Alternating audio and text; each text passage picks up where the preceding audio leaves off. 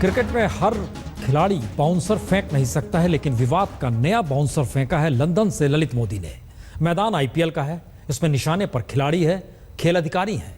ललित मोदी का दावा है फिक्सिंग विवाद में जिन चेहरों को उन्होंने 2 बरस पहले बेनकाब किया, उन्हें आज तक बेनकाब क्यों नहीं किया जा रहा है। और मजे की बात यह है कि 2 बरस पहले ललित मोदी ने आईसीसी चीफ को इस बारे में चिट्ठी लिखी थी। पूरा विवाद उसी चिट्ठी से बढ़ा है।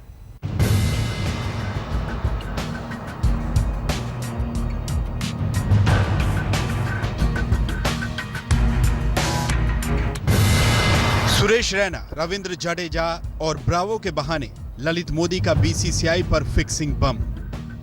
फिक्सिंग की फांस में चेन्नई सुपर किंग्स के इन चेहरों पर ललित मोदी ने उठाए सवालिया निशान।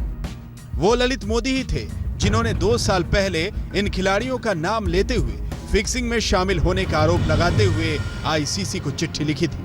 अब वही मोदी इन खिलाड़ियों के साथ फिक्सिंग के मास्टरमाइंड पर निशाना साधते दिख रहे हैं। ललित मोदी खुद वसुंधरा राजे और सुषमा स्वराज जैसी हस्तियों से मदद के बहाने सियासी बवंडर में घिरे हैं, मगर लंदन में बैठे औरों के खिलाफ खुलासे हर रोज कर रहे हैं। आईपीएल में फिक्सिंग और इसमें आरोपित चेहरों पर निशाना ललित मोदी के उसी शगल का हिस्सा लगता है। यह सब कुछ हुआ है ललित मोदी के ट्विटर पर जारी 2 साल पहले आईसीसी चीफ को लिखी चिट्ठी से। इस चिट्ठी के साथ आईपीएल के पूर्व कमिश्नर मोदी ने यह कहकर क्रिकेट जगत में सनसनी मचा दी थी कि चेन्नई सुपर किंग्स के 3 खिलाड़ियों को मुंबई के बिल्डर से करोड़ों रुपए मिले। अपने आरोपों का और खुलासा करते हुए मोदी ने कहा था कि सुरेश रैना, रविंद्र जडेजा ने बिल्डर से करोड़ों के फ्लैट लिए।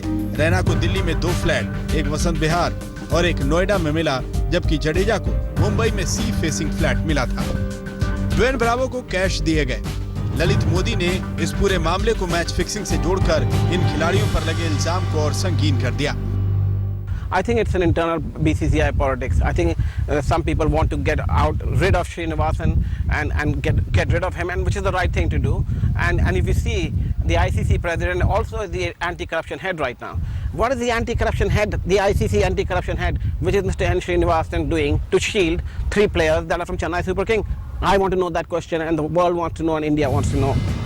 हालांकि ललित मोदी कहते हैं कि आईसीसी को लिखा पत्र ट्विटर पर उन्होंने जारी नहीं किया, बल्कि इसमें बीसीसीआई की राजनीति लगती है। इस पर हम ललित मोदी का पूरा बयान आपको सुनाएंगे, मगर उससे पहले पूरे विवाद पर बीसीसीआई का रुख जान लीजिए। ललित मोदी के विस्फोटक आरोपों के बाद बीसीसीआई ने खुद ललित मोदी को ही कटघरे में खड़ा किया है। चेन्नई सुपर किंग्स के जिन 3 खिलाड़ियों पर ललित मोदी ने आरोप लगाए हैं, उन्हें फौरन क्लीन चिट दे दी है। इंटरनेशनल क्रिकेट काउंसिल ने जब उनको एक ईमेल मिली, उन्होंने उसके बाद बीसीसीआई को इसे अवगत करवाया और इस पर इंक्वायरी आईसीसी को कंडक्ट करनी, क्योंकि उनका एंटी करप्शन यूनिट इस पर काम करता है। तीनों खिलाड़ी अंतर्राष्ट्रीय क्रिकेट खेलते हैं। आईसीसी के नियम के अनुसार उनको इसके ऊपर इंक्वायरी करनी है और उन्होंने इंक्वायरी डेफिनेटली की हो। बीसीसीआई ने साफ कर दिया कि 2 साल पुराना ये मामला आईसीसी के पाले में था और जब आईसीसी को इस मामले में कुछ नहीं मिला तो इन खिलाड़ियों को सवालों के घेरे में रखना ही गलत है। बीसीसीआई के मुताबिक ललित मोदी की चिट्ठी मिलने के बाद आईसीसी ने बीसीसीआई को इस पूरे मामले में सूचित कर बताया था और ये भी कहा था कि इस मामले की जांच आईसीसी ही करेगी, और जब आईसीसी को इसमें कुछ नहीं मिला तो इस मामले को अब उछालना सही नहीं है।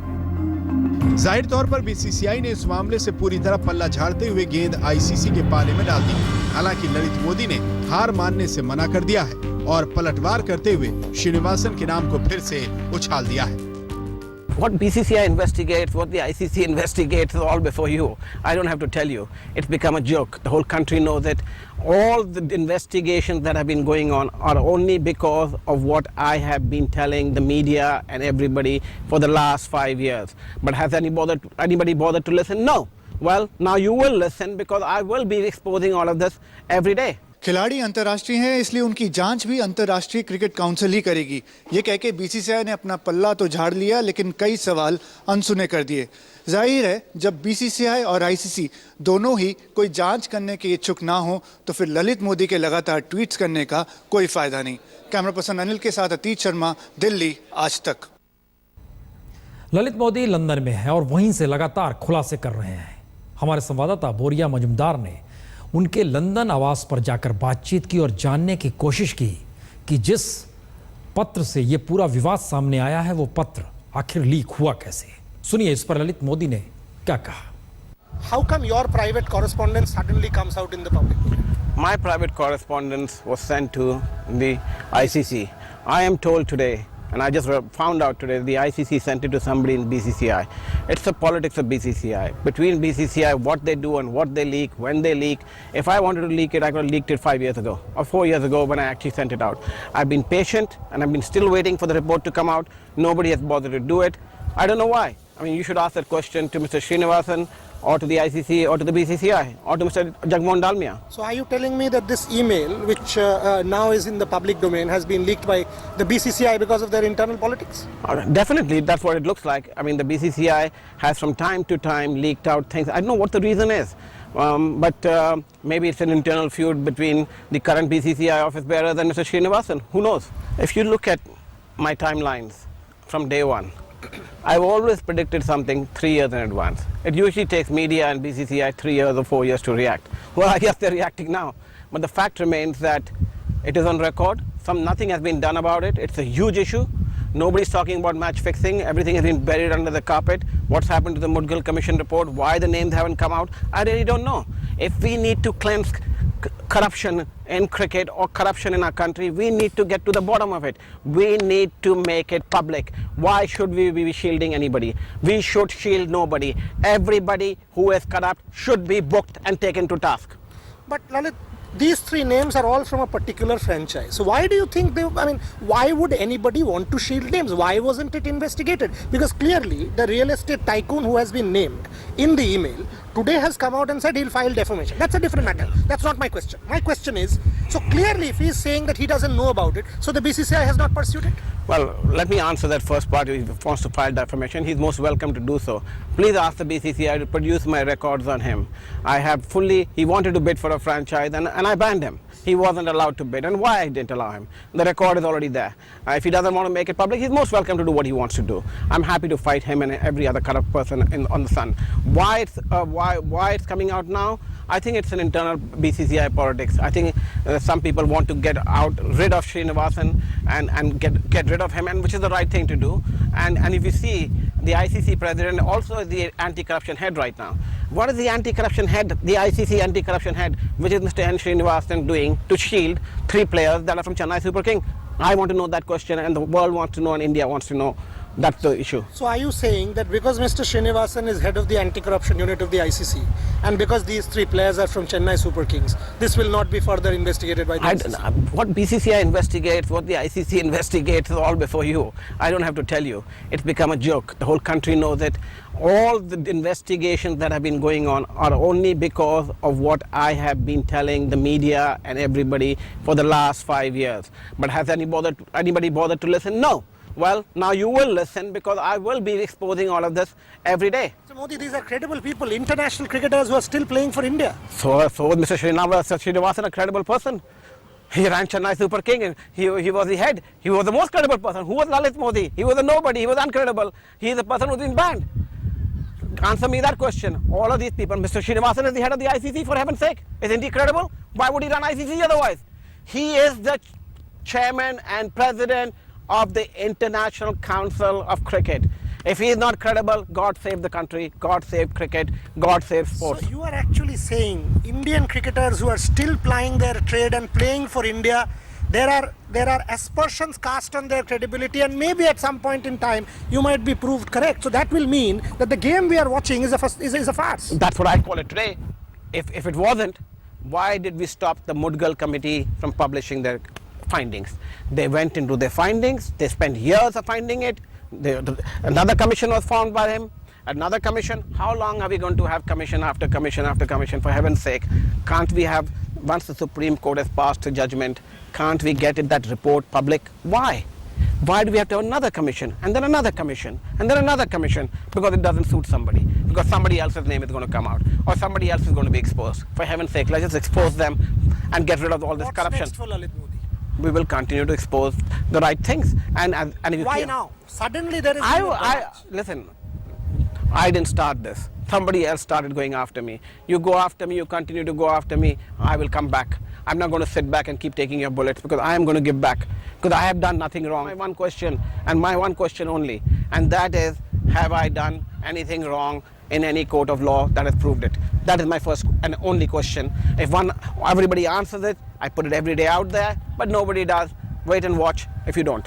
I will continue to go after you, and I will not stop, because unless you answer my one question and you say that I'm implicated, I have nothing to say.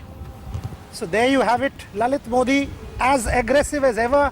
IPL विवाद में खुद को पाक साफ बता रहे हैं ललित मोदी। ये दावा कर रहे हैं कि उनके ऊपर किसी भी अदालत में कोई मुकदमा नहीं। वो ना तो दोषी हैं और ना ही आरोपी, बल्कि लंदन में बैठे बैठे तमाम क्रिकेट के चेहरों को कटघरे में खड़ा कर रहे हैं।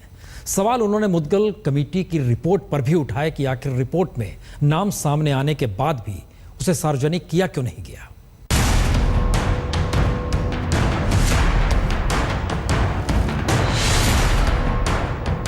लंदन में बैठे ललित मोदी ताल ठोक रहे हैं। फिक्सिंग पर मुद्गल कमेटी की रिपोर्ट को सार्वजनिक न किए जाने पर सवाल खड़े कर रहे हैं। तो क्या वही सही है जो अपने बयान में ललित मोदी आए दिन दोहरा रहे हैं? जिस मुद्गल कमेटी की रिपोर्ट की वजह से बीसीसीआई अध्यक्ष श्रीनिवासन की कुर्सी गई, उनके दामाद मयप्पन की आईपीएल की चेन्नई टीम संदेह के घेरे में आई। उस कमेटी का गठन सुप्रीम कोर्ट ने 2013 में बैटिंग और स्पॉट फिक्सिंग के मामले सामने आने के बाद किया था। जस्टिस मुकुल मुद्गल की अध्यक्षता में कमेटी ने शुरुआती रिपोर्ट फरवरी 2014 में सौंपी थी, जिसमें बीसीसीआई के तत्कालीन अध्यक्ष श्रीनिवासन के साथ 12 खिलाड़ियों के नाम दिए थे, जिनके खिलाफ जांच करने की जरूरत बताई गई थी। तब बीसीसीआई ने कहा था कि आईपीएल में बैटिंग और फिक्सिंग विवाद उसके अधिकार क्षेत्र में आता है, लिहाजा जांच भी अपनी कमेटी से कराएगी। लेकिन निष्पक्षता को ध्यान में रखते हुए सुप्रीम कोर्ट ने बीसीसीआई की मांग ठुकरा दी। इसके साथ जांच पूरी होने तक श्रीनिवासन को भी बोर्ड अध्यक्ष पद से हटने का आदेश दे दिया। मामले की धीमी जांच पर मुद्गल कमेटी को फटकार लगाई। इसके बाद मुद्गल कमेटी ने जांच की अंतरिम रिपोर्ट सुप्रीम कोर्ट में 29 अगस्त और फाइनल रिपोर्ट 3 नवंबर को दाखिल की।